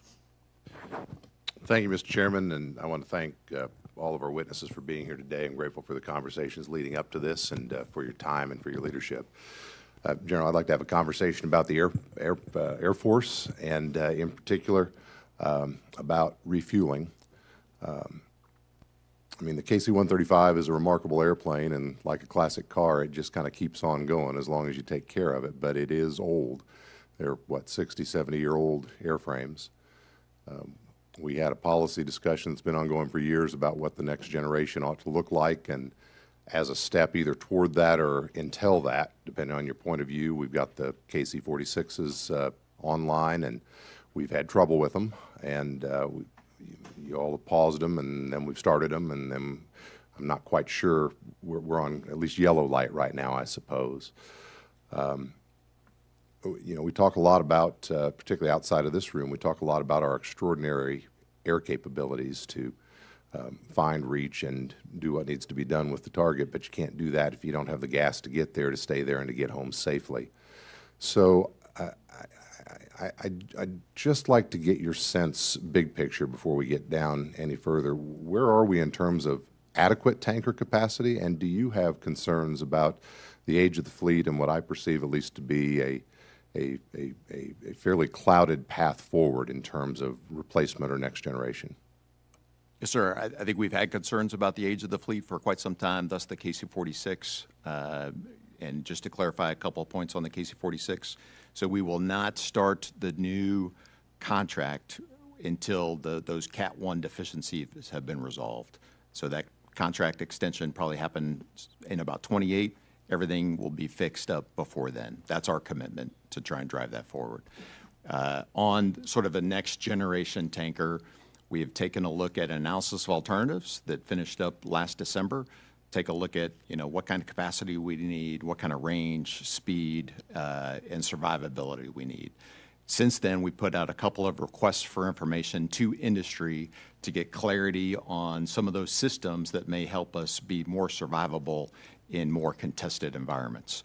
Those systems could help us with the current fleet. We're going to be flying KC-135s for a long time. You know, if we recap KC-46s or something else to the tune of a squadron per year, we're going to be flying KC-135s for a long time. So what can we do to those capable but very old airplanes to help protect them in more contested environments? A big priority for us going forward. What about just the sheer number? Do we have enough gas tanks to do what needs done? Sir, the congressional threshold on that is 466, going towards 502. We intend to fully comply with that. I think there's also some analysis by United States Transportation Command in conjunction with analysis on B-21s and other kinds of capabilities to figure out how many tankers we need going forward. So the intent in the near term is to deliver KC-46s. We were previously retiring a KC-135 every time a KC-46 came off the line. We're no longer doing that so that we can grow our tanker capacity from 466 to 502. In the Indo-Pacific, is there anything we ought to be helping you with in terms of maintenance capacity? I mean, we've got old planes, and that's a long way. Yes, sir. So we've got a lot of work in the 27 budget to look at infrastructure across the Pacific. A big part of that will be sort of the hubs and the spokes. What do we need at the hubs? But we also need stuff at the spokes to facilitate, you know, a tanker drop-in from, you know, emptying its fuel to very capable receivers, filling up on the ground, and then getting right back in the fight. So we'll need, at each of the spokes, we'll also need some capabilities there, fuel additives, some aircraft ground equipment, and more, and that analysis continues. And the good news is, with the 27 budget, a strong amount of funding is going exactly there. Well, I appreciate it, General, and I know everybody here knows it's important, but it's not the sort of thing that makes headlines out there, and we'd like to keep it that way because they only make headlines when the delivery system fails. So to the extent we can be helpful, and I would assure you I can be helpful, I would like to do that. I think it's a really critical link in the chain. It's obviously important to us in Kansas as well. We want to make sure you've got what you need today and going forward. I'd yield back. Congressman, thank you very much. Thank you. Mr. Tran, you're recognized. Thank you, Chairman and Ranking Member, for having today's hearing. Thank you to all the witnesses for being here today. And General Laniv, it was great to meet you earlier this afternoon. Before I begin, I want to take a moment to recognize the 13 service members who have lost their lives in Iran and the hundreds more that have been injured as a result of this war. Military readiness depends on our people, and every loss impacts our readiness. My heart is with the families and all of the families who have a loved one deployed. Readiness is the core of our military. It is more than just the latest weaponry and intelligence. It's housing, quality of life, healthcare, and training that truly improves our soldiers' readiness for the challenges of tomorrow. Readiness is also a means of making sure that our people and their families are taken care of when our bases update their equipment and missions. This is something my community is facing directly. I represent Joint Force Training Base Los Alamitos, a key training center for the Army Reserve and National Guard, and a strategic hub for military operations out of Southern California. Nearly 200 soldiers and civilians as Los Al are assigned to the Expeditionary Combat Aviation Brigade, which the Army Transformation Initiative plans to deactivate without any recapitalization plan. This means that 200 highly qualified people could be out of a job when we should be using their skills to meet our many readiness needs. General Laniv, thank you for committing to having more conversations about recapitalization plans at Los Al moving forward. You know, a few weeks ago, I introduced the Combating Chinese Communist Party Influence Act with my colleagues, Rep. Harrigan, Rep. Strickland, and Rep. Bacon from Haas. This bill instructs the Director of National Intelligence to create a comprehensive interagency report about the growing CCP presence across the world and the risks that it poses to U.S. national security. General Goering, I'm going to start with you. How might a report of the growing threat of CCP influence improve Marine Corps readiness for future conflict? I'm sorry, Congressman, can you repeat the last part of that question? How would the growing? How might the report of the growing threat of the CCP influence improve the Marine Corps in readiness for future conflict? Congressman, I'm going to take that for the record. Okay. I appreciate that. Thank you. I'm going to ask your fellow generals, anyone have any, and the Admiral as well, any input on how a report on CCP's influence would help prepare your agency for readiness? Hey, sir, the thing that comes to mind, and I'm sure there's many ways that would be helpful to us, but the thing that comes to mind is really as we work through these new acquisition programs and understanding where influence is happening in the industrial base, where we might be assuming some risk, I think would be one area. I'm sure there's many others, but we do see, increased activity from the Space Force in particular, but I'm sure for all the services in the acquisition fields and working with the defense industrial base. And so understanding what the landscape looks like there would be helpful. Thanks. Thank you, General Bratton. Any other comments from the other generals? I or just Admiral? think, security is always on our mind. So that report is a fundamental thing that we can share with sailors in the Navy to kind of get everyone to realize that there's a threat out there. I think, people can get a little tone deaf from that. So that would be a useful vehicle to realign everybody. Thank you. Yes, sir. Two things. First, I just want to publicly thank you for recognizing all of our losses and continued support of the families and prayers for the families. I think anytime on your first part, anytime there's additional look, whether it's inside our organization or outside the organization, help paint the true threat, the overall threat, helps us to look at ourselves and look at our systems and how we can protect ourselves, how we can do training to be able to protect inside the systems. And I share all of the other advices that in our acquisition process is where we're really going to be able to use this to help us as we go forward. General Lamontagne? Congressman, as the pacing challenge and threat outlined in the National Defense Strategy, we spent a lot of time on China. I have not seen this report, but my sense is it's probably another good place for our airmen to study. Thank you so much, and I'm about to run out of time, but I want to thank you all for your service. Deeply honored that you're here speaking to us, and thank you for sharing. With that, Chairman, I yield back. Thank you. Mr. Mesmer, you're recognized for 5 minutes. Thank you, Mr. Chairman, and thank you for the witnesses for being here today.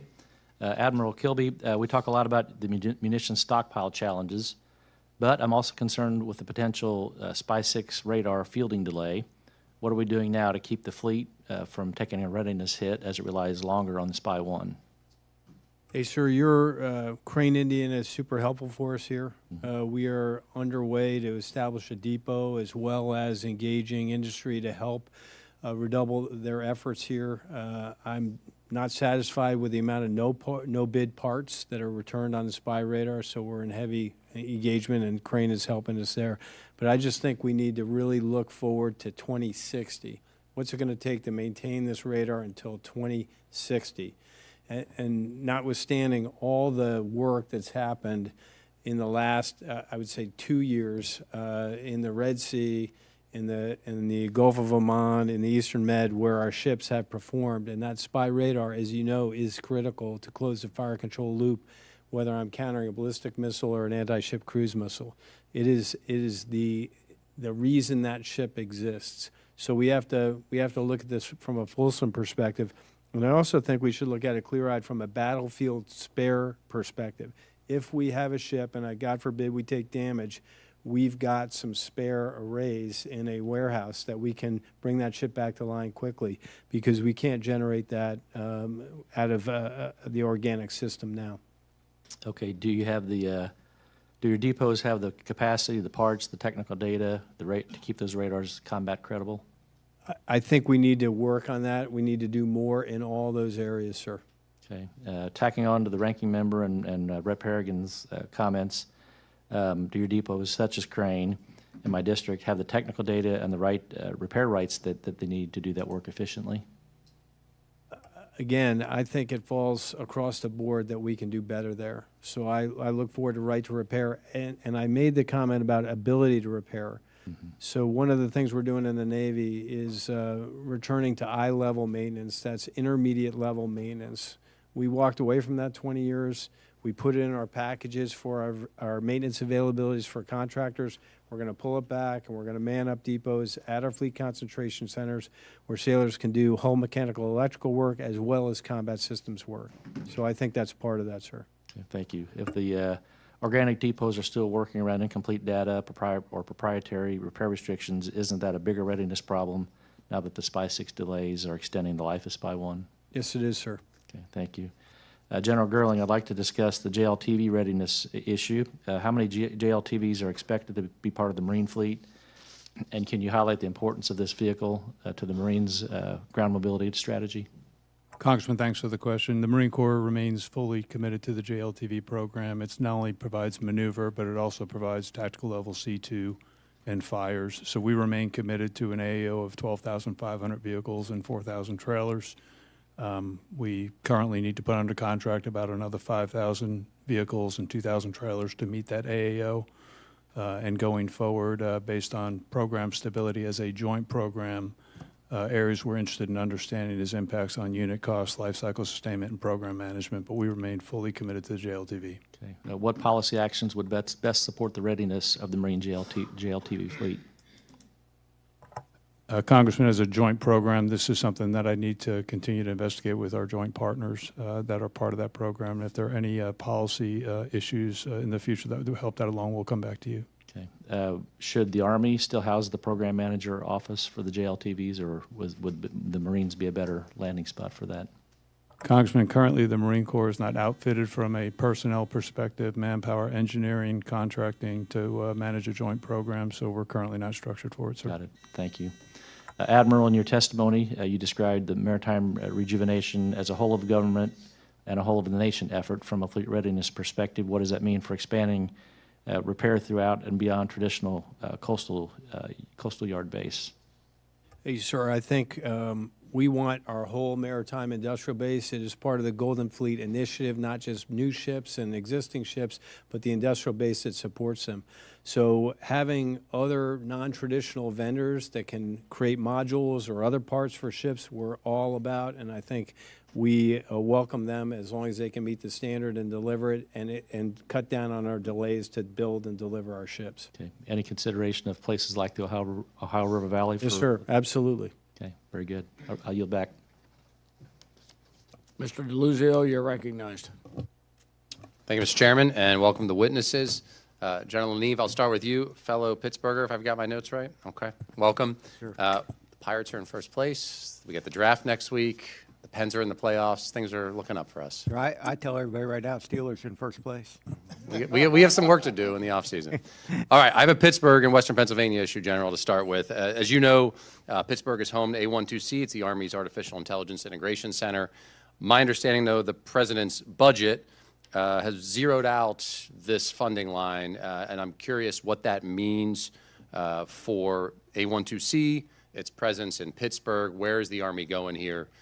Look, I think this is a pretty critical function, but also Pittsburgh as a hub in robotics and AI and more. I think this has been successful for the Army and for the country, but give me a sense, what's going on? What are we looking at potentially happening here in Western Pennsylvania? Yeah, sure. Thanks for the question. It has been incredibly successful, and I'm going to have to go back and take a look at where the budget is for that one and come back to you on the viability of it. Okay, thank you. Please do. Look, there's also, as you know, there's good research that comes out of the institutions in Western Pennsylvania, which are among the best. So I'll look forward to hearing from that. I want to shift gears, and you heard from Mr. Messmer, I know Mr. Harrigan, Ranking Member Garamendi on right to repair, which, look, to me is pretty basic. It's about our service members having the power, so they've got the know-how to fix their stuff and for public money to be protected. It's pretty straightforward. And so what I'm looking for, if each of you can indulge me, give me some examples of things that our service members can do that they can't, whether it's because of data access rights, whether it's agreements.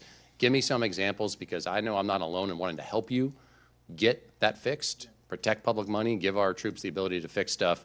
General, I'll come back to you to start, but I'll open up to all of you. Just give me some examples of what you're seeing in your branch. Sir, I'll give you. If I say general, I'm looking at 4 of you, so whoever wants to jump in. Sorry, Admiral. I'll give you a quick example from the Air Force. So the more data we can have at the subsystem level, at the component level, we could affect those repairs ourselves. We've been able to do that on some very old airplanes. Some of their new airplanes, we don't have the data. And so what we have to do is take out the whole system. We turn around and look on the shelf, the part's not there, and so then we have to take that same system out of another airplane. What this does is it triples the manpower to take a good system out of a bad airplane, put it in the airplane we're trying to fix, and then so that's, 2 hours to take it out, 2 hours to put it in. When the part shows up, another 2 hours. Whereas if we had the data to fix at the subsystem level ourselves, we wouldn't have to take out the whole system. Congressman, I give you 2 examples for the Marine Corps with our amphibious combat vehicle. So the engine control module on that vehicle, it's digital, and occasionally it requires software upgrades, which are cloud-based. We currently don't have the ability to do that software update. We have to bring in contractors to do that. Second example with that same platform is the rebuilding of brake calipers. We have the ability to rebuild brake calipers, but we don't have the permission to rebuild those in that vehicle. General, on both of those, Marines could do that work, but for this access to data. Absolutely, sir. Very good. Thanks. Hey, two examples, sir, one general, one specific. The general one I alluded to already about the intermediate maintenance. So if we can establish that shore duty for sailors to go become proficient in their system and send them back to ships, I think we'll have a world of good for us. So I'm bullish on that. Okay. I had breakfast with a information technology petty officer, so an IT2 in Puget, or Whidbey Island, who said she was frustrated because she didn't have the authority to go work on her network. So she's a network person. So we're taking care of that, but that's an example where she is frustrated in her professional life about not being able to do what she wants to do. Thank you, Admiral. General? Sure. Thanks for the question. Every one of us can give you a bunch of different vignettes.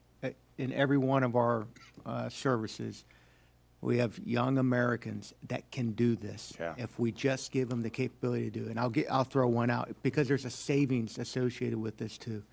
So a $14,000 fin that goes on an external fuel tank for a UH-60, just to replace it, $14,000.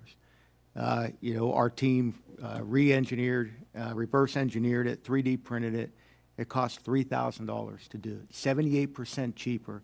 And that's one small example that can be done by the incredible Americans that serve in our formations that can do this if we just get the technical data and the ability to execute. I know that you've given us a lot of the capabilities to do it in the NDAA, but it's the technical data that we have to be able to go out. We've got to do more. As you say, our service members can do this stuff. We got to back you up. Thank you all. Thank you, Mr. Chairman. Mr. Kuda, you're recognized for 5 minutes. Thank you, Mr. Chair. General Leneve, do you know how many months there are between now and August 16th, 2029?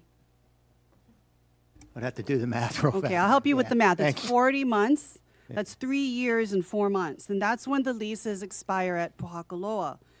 And given that we are far off into the distant future about that, I'd like to know, and I think it's important for the subcommittee to know, has the Army made any actual offers to the state of Hawaii for a new lease? Length of time, projected dollars? It's a simple yes or no. Have I gotten anything? Has the state of Hawaii received anything?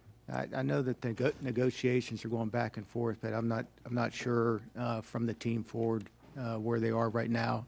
I do want to assure you that we want to do this in good faith. You're our neighbors. And we know we need. I know, and I appreciate that. Good faith doesn't mean ramming condemnation down our throat or holding it over our head as well. I can tell you that publicly there has been no offer, no discussion of an extension of a lease at all or a renegotiation of a lease, no dollar amount. There is nothing in this budget that you're putting forward to even indicate that it would have been a consideration to provide a financial offer for a lease renegotiation for Pohakaloa. There is nothing right now. We are 40 months away from the expiration. Given the prematurity of even talking about eminent domain, even threatening condemnation on a state and an indigenous people that has already sacrificed more land and spilled more blood as members of the armed services as well, will you agree to take that threat of condemnation, eminent domain, completely off the table and commit to real negotiations for what a lease could look like as we talk about dollars, as we talk about length of time? Clearly, you will not be squatting for $1 for 65 years as you did for the past 65 years, but also talking about what it means to be that good neighbor. And I know you want to be that good neighbor. So how are you going to contribute to the community benefit? How are you going to respect Native Hawaiian rights, cultures, sites? How can we talk about even reducing footprints? All of these things that should be a part of a real, true, open and honest negotiation that should be made public so the public can comment. Will you commit to take that threat, that gun to people's head, that condemnation and eminent domain must be imposed while we are still 40 months out, that you will commit to a real solid negotiation? Ma'am, I commit to taking that back to the Secretary of the Army and reinforcing. So you're telling me that at the end of the day, because I asked Gillis the same question, your civilian counterpart, I asked him to take that threat off, is the only one who can take the threat of condemnation and eminent domain, something that is truly impacting our community back home. Secretary Hegseth is the only one who can say, we will take that away. No, ma'am, I've taken that. I work for the Secretary of the Army. That's what I meant. I'm going to take that back to the Secretary of the Army. I don't know where the threat came from. The threat came in the language that was offered to this committee. Yes, ma'am. So I think we need to, and if you can take this back, tell this committee straightforward, we don't need to be talking about any kind of language provisions in this NDAA about condemnation or eminent domain, because we are still actively in the negotiation process. We haven't even made a formal request to the state of Hawaii. Nothing's been offered. We haven't gone to the community to talk about what even an extension of the lease would look like. So first and foremost, let's withdraw from HAS, the Armed Services Committee, any provisions that you have requested to consider language to authorize any kind of condemnation or eminent domain. Will you do that? Can you do that? Is that in your authority? Well, it's not within my authority, ma'am, but I will go back to the Secretary and Secretary of the Army and discuss this. Again, as I said in the beginning, we want to negotiate in true faith. So what's stopping you? Because right now I have only heard whispers, I've seen language from last NDAA to this one of eminent domain and condemnation. We're talking about a community of people here, an indigenous people. Native Hawaiians are indigenous people to these islands that you've been bombing the hell out of for generations. They never relinquished their sovereignty, not once. You've taken their land already. The Admissions Act, how do you think you got Pearl Harbor? How do you think you got Marine Corps Base Hawaii? How do you think you got PMRF? You took it. You never even paid $1 for that. So when we talk about trust, you're telling me relationships are so important globally, especially when it comes to crisis. How can you blow up the domestic relationship with a crisis like this? Yes, ma'am. I appreciate all of your concerns. People are pissed yes, ma'am. in Hawaii, and they absolutely deserve to be, because they've been mistreated, and right now they're being mistreated again, and I look forward to further engagement with everyone above you on this issue. Thank you, Mr. Chair. I yield back. Mr. Davis, you're recognized. Thank you so much, Mr. Chair. And to all the witnesses who are here today, we really appreciate your service to the country.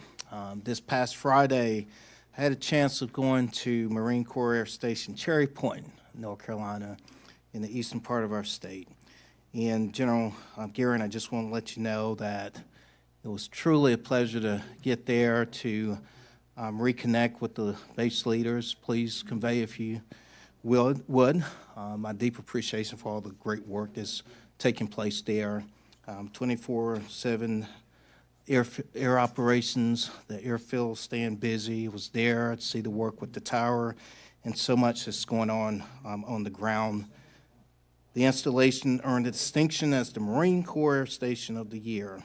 So I want to, with that, lead into this first question to yourself and General LaMontagne, and that is, what can Congress do, looking across services in this case, to optimize the F-35 mission readiness, and especially as we think about Indo-Pacific deployments?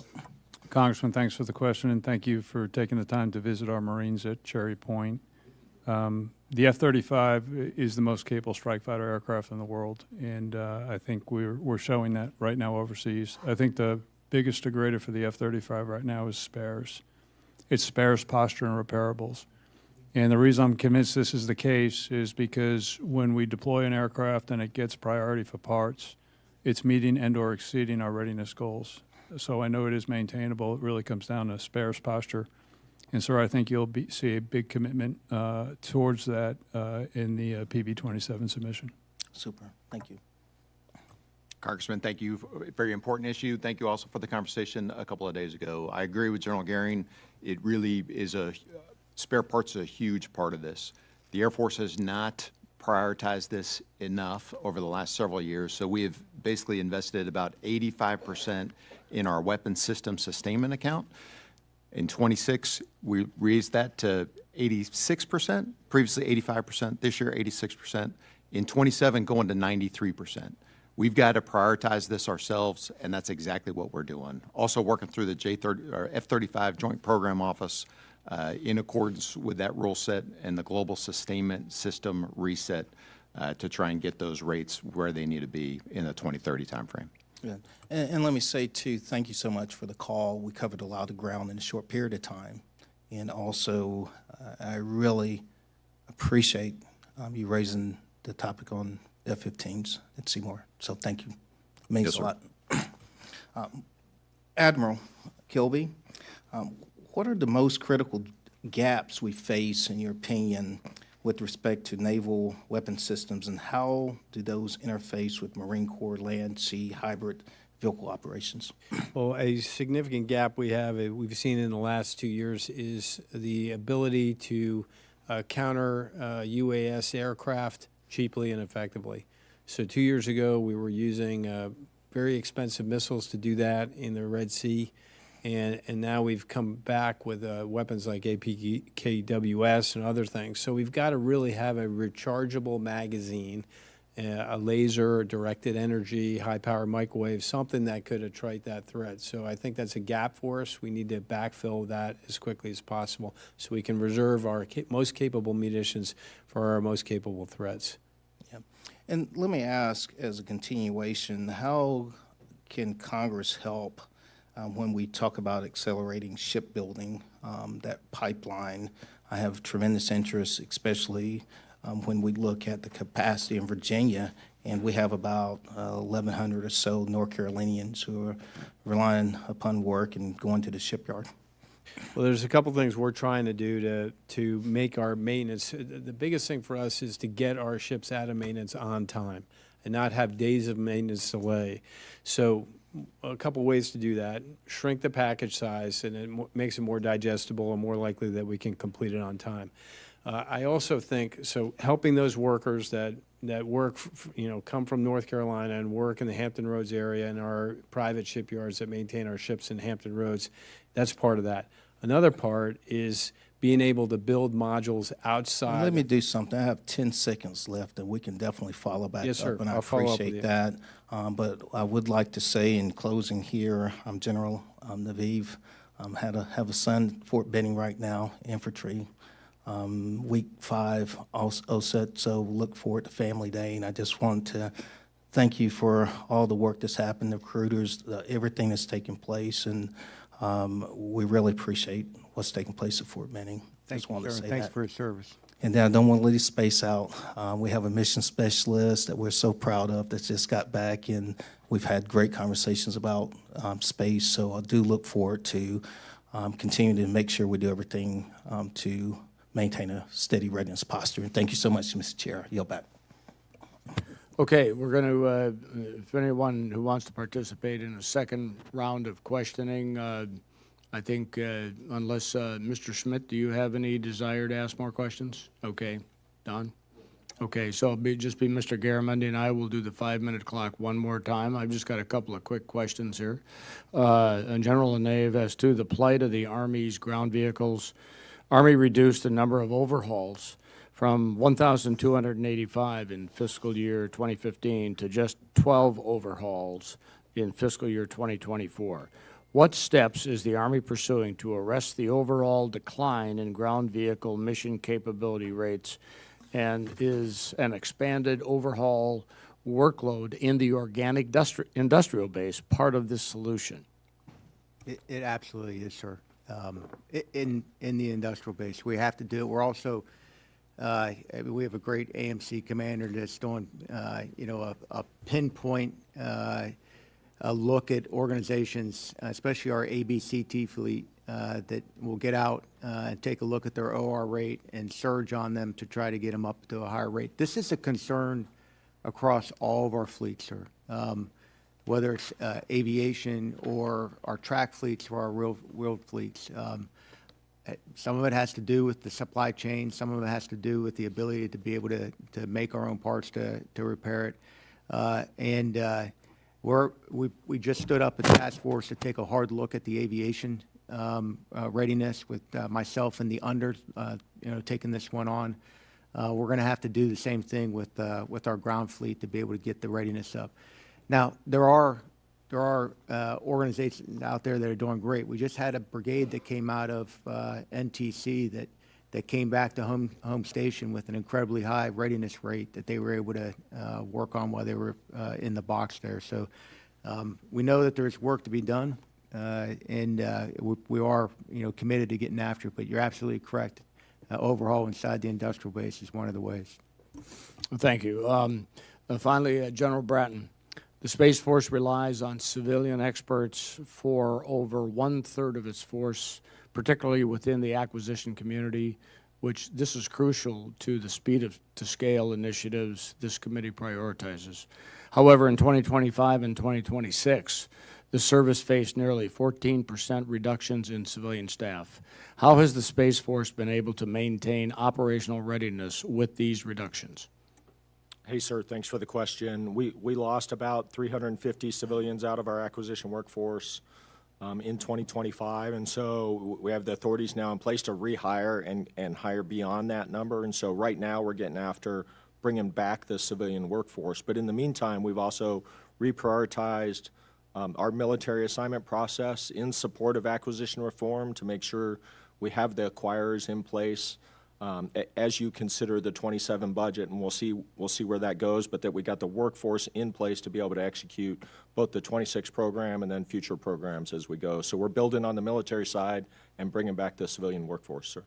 Okay, with that, I'm going to yield my rest of my time and turn it over to the ranking member, Mr. Garamendi. Thank you very much, Mr. Chairman. It keeps coming back to where we're going to spend our effort, what is important. The hearing thus far has illuminated in each of your services the inability to maintain what we have. Many reasons for those, and this committee will get into the detail in the days ahead and in the NDAA to really force solutions. One of these things, the operational pace of the military in the last 16, 18 months has been extraordinary. We can lay out all of the programs. I'm sure all of us will have a memory for each one of them, but how are you going to recover the readiness from the current operational pace that you have been under for the various deployments?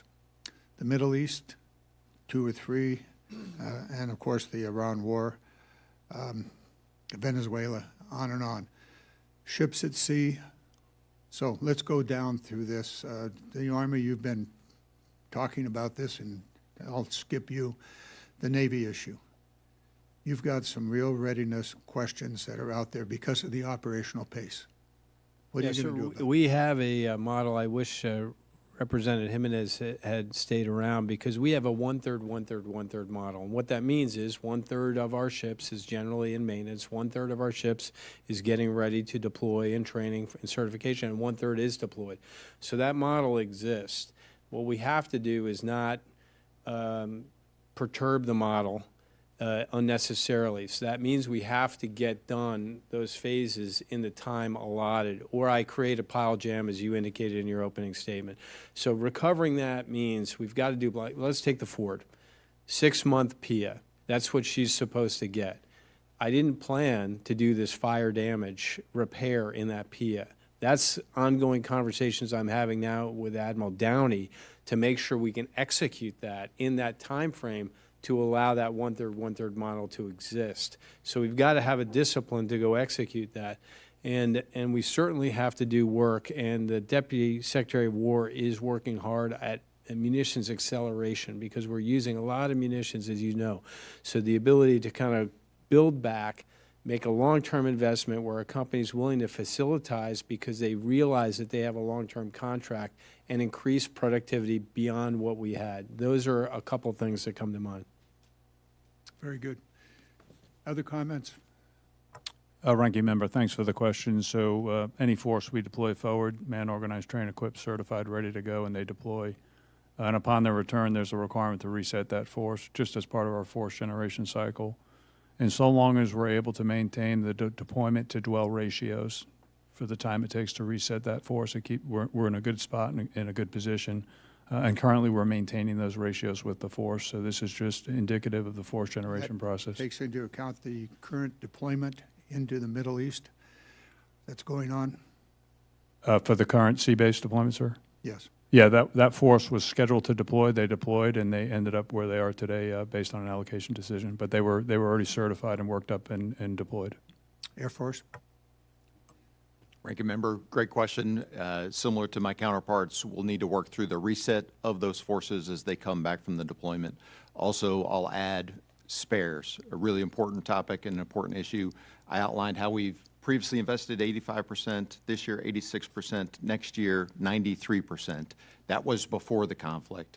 And so we've got a lot of work to do to replenish our stocks. Whether that comes in the form of a supplemental reconciliation or something else, defer to the Congress, but there'll be some work to do to replenish the stocks that we're going through in support of the conflict. Hey, sir, I just add for the Space Force, you know, it's less about the equipment for us, that the spacecraft for the most part are in space. But for the crew force, the need to grow the Space Force so we have time to do advanced training with our crews that aren't on duty supporting the combatant commands. You know, just like all the services, we generate that readiness. We expect the combatant commands to spend it, but we have to have that training time when they're not working for the combatant commands. And so these growth numbers you see for us will allow the Space Force to really train the off-duty crews, if you will, who aren't working for U.S. Space Command at the time against those advanced threats. Jack, if I might take your 1 minute and 36 seconds that you didn't take and ask another question. Thank you. The operational pace over the last several months has been extraordinary. Talked about munitions. We haven't discussed that at all here. It's a question which subcommittee's responsible for the munitions. It is a huge issue, and it's one that we're going to have to spend some of our time on, and and I'm sure other subcommittees and the full committee will also. There's a whole set of issues that have to do with your bases and their readiness, PSYOP. We haven't discussed that in detail here for some time, but we should. We also need to be very, very aware that the burn rate of the munitions puts in jeopardy the readiness of our military. And we're going to need to hear from all of you what needs to be done and the pace. You've said it's in the reconciliation. We're talking about $1.5 trillion request. And if there's ever an oh my God, that's it. My questions are going to go, is that necessary, or do you have the capability in the base to address these readiness issues? Those are questions that are going to be asked in the future. I've consumed I've consumed the chairman's 1 minute, 36 seconds. And with that, Mr. Chairman, thank you for your generosity. Oh, the pleasure is mine. And of course, there's the chairman's magic minute, which I forgot to tell you about. Number one, thank you to all of you. The preparation that goes into this testimony, I guarantee I know from firsthand experience from a couple of decades ago, sitting where you are. Thank you for that. When we met, bad news doesn't get better with time. Sooner you let us know what's going on, we can keep the brush fires from becoming forest fires. We count on that because everybody here on the committee and on the subcommittee especially knows that in the military, you get assigned a mission, you plan the mission, you execute the mission, you do the after-action lessons, and you move on to whatever's next. Readiness is a continuous thread that runs through all of that. So what we've covered today, we need to keep the pressure on in a positive way so that we as in the members here, know where we are so we don't get surprised, minimize surprises. Thank you. And with that, this hearing is adjourned. Thank you. Thanks, Mark.